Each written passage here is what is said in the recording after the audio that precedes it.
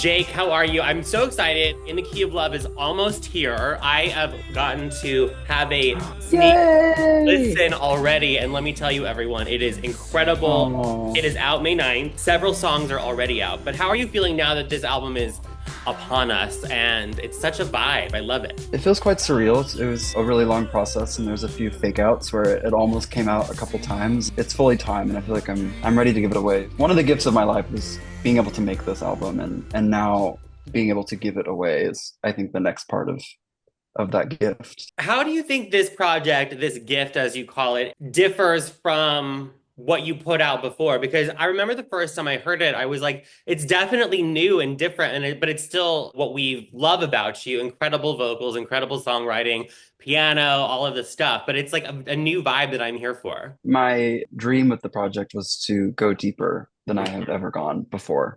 And I guess what I mean by that is just creatively try to mine and figure out really what I want to say and how I want to say it. And I do think it's safe to say that I did go deeper than I've ever gone.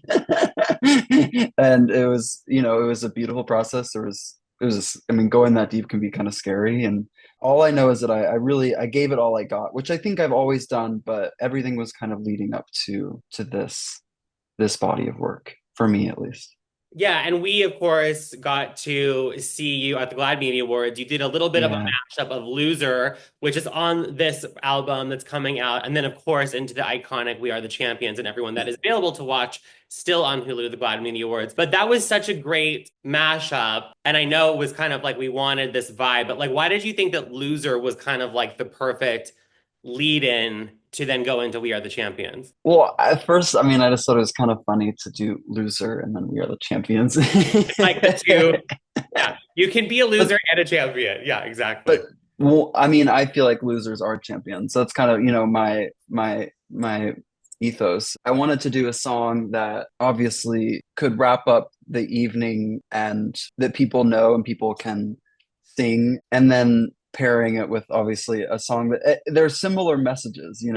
like it's really my belief that like that loser, like the outcast, is the one that is the real winner and is the real champion because they are brave enough to be who they are. I love that song. And also, Hot Gospel is such a banger. I love it. That one's out now. We don't have to wait till May 9th. But like, what was the backstory and the inspo behind that song? Because I was like, I don't, I literally was like, I've never heard a song like this, but I'm like so here for it. I not to get too esoteric, I love dreams. I really do. I love, like, honestly, I get a lot of song titles from dreams, and Hot Gospel is one that I woke up and I just wrote down Hot Gospel. I didn't really know what it meant, but I liked the feeling of it. It really gave me a feeling. It gave me a feeling of what I think I try to be as a human, which is just somebody who embraces all of my contradictions and embraces where I'm from, but also where I'm going and who I am now and who I've been, and embraces religion, but queerness and all of these things that might not fit together. For me, sort of an alchemical song in that way. What is the song on the album that isn't out yet that you're like so excited for your fans and the rest of the world to hear? Hmm. Because on May 9th, we're gonna get to hear all of it. I know the title track in the Key of Love is the last one on the Hmm. album. What are you Hmm. so excited for us to hear? Probably the song Kitchen Table. It kind Okay. of feels like for me, it's sort of like the cornerstone of the album. And it's about a very real experience that I had in my own family. And sort of after doing a lot of healing, coming back to them, literally at the kitchen table in the place that I grew up, and having a very real, honest, raw, vulnerable conversation and choosing to be there and choosing to love the people that love me no matter what has happened in the past.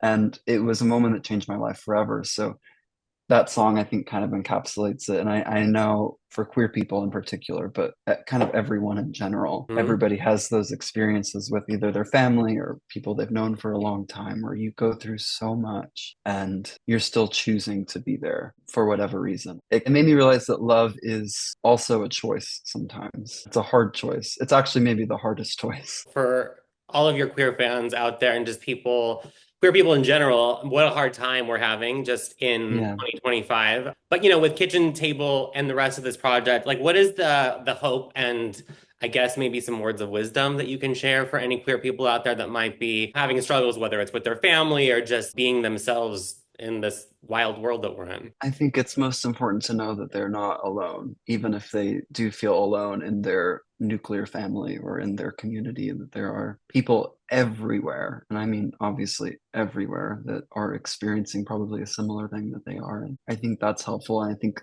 that's actually probably the only thing that I like about social media is Yeah. that we're able to see people with similar experiences and not feel alone. And that love, even if they're in a very vulnerable place and they're young and they obviously can't move out yet, they don't have this freedom, that is out there and they will find it. I mean, we really, if there's one thing queer people are good at, is finding each other and supporting each other and loving each other. It's kind of a call for asking somebody to hold on to hope, which is a big ask, because hope is, I mean, hope, that's a big thing. It's a hard thing.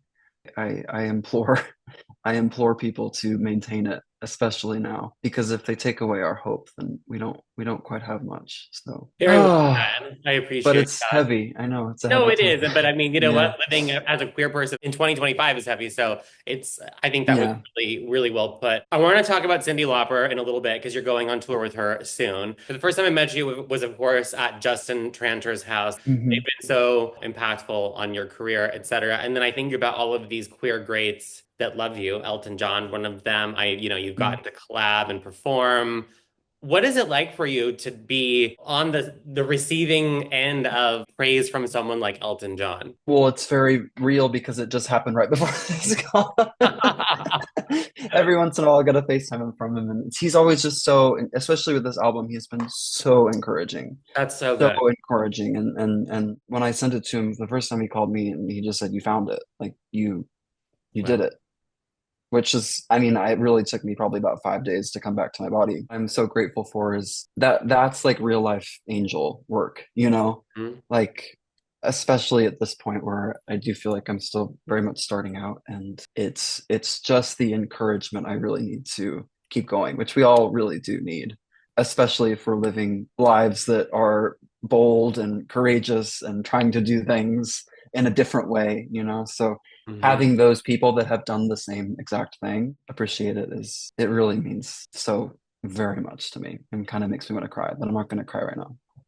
Yeah, Elton, I feel like the icon that he is. I think about the way he's embraced and collaborated with you, people like Chappell Roan, obviously, Brandie Carlile, just like really wanting to be a part of continuing the progress of these great queer artists we have out there. So that's so special. And I think also what is so special is, like I mentioned a second ago, you're going to be heading out on the road with Cyndi Lauper, of course, fierce ally of the community, big farewell tour. What's that like for you? Because I mean, iconic pop girly of so many decades that we love. And true ally, like Yeah. real Mhm. from the beginning, which is so powerful. And I think I always knew that because I've loved her from an early age. I mean, True Colors was one of the first songs I learned on guitar, kind of because of Glee. I have to give a little bit of Yeah. credit to Glee, but it led me to Cyndi, which I'm grateful for. And I feel a lot of responsibility every time I perform, actually, in general, to make sure I'll say this, holding space for people in a way that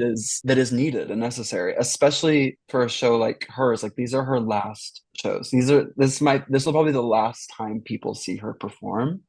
So I just want to make sure I honor her and her legacy and the people that are paying money and giving their time, which Yeah. is no small thing. Well, Um, maybe we'll just put it out there. Maybe she'll have you on stage and you can do some duet of sorts. I don't know anything. I'm just saying maybe the gay gods will bless us with that. I will not say no to that. However, I would probably cry every single time, which would be fine. Well, Jake, it's been such a pleasure to catch up. And just a reminder, everyone, Oh, in the key of love, here it is. Here it is. yay! May 9th. There we go. It's going to be out, and like I said, it's such a vibe that I love, and I love that Elton told you found it, because I love it so much, and I agree. Not that I didn't think you had it before, but this is, like I said, like I love that this is this chapter that we're in, and also, like I said, tickets available now. Jake will be on the road with Cyndi Lauper, so that's going to be so fun.